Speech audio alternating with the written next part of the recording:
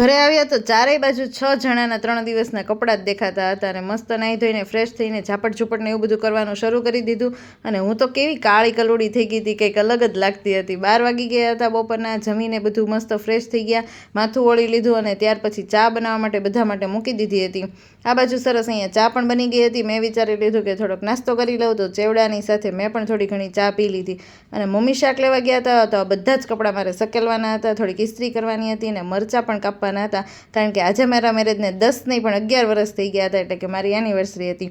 જમવાનું હતું, જમવામાં હતા મસ્ત પકોડા બનાવવાના હતા, સાથે પટ્ટી મરચાંના ભજીયા બનાવવાના હતા. મારા ફઈ ગામડેથી આવ્યા હતા તો એ આવવાના હતા અને મમ્મી ને પપ્પા ને એ બધા આવવાના હતા. પકોડા તળવાની શરૂઆત થઈ ગઈ. ભાભી આવે એટલે રસોડું સંભાળી જ લે, તો એણે પકોડા તળી લીધા ને એવું બધું કામ એણે કર્યું. જમવાનું આપવાનું કામ મેં કર્યું. સૌથી પહેલાં પપ્પા અને મારા દિયર, મારા ભાઈ એ બધાએ જમી લીધું. પછી મમ્મી ને ફઈ ને એ જમવા બેઠા હતા ને પછી અમારો વારો આવી ગયો. મેં અને ભાભીએ જમી લીધું ને ત્યાર પછી ફઈ જોવો અહીંયા જવાના જ હતા તો એને પણ ટાટા બાય બાય કહી દીધું. મમ્મી પપ્પા બધાને આવજો કહી દીધું ને આમ આજનો દિવસ સરસ નીકળી ગયો હતો. જય શ્રી કૃષ્ણ. મળશું ફરીથી નવા વિડીયો સાથે.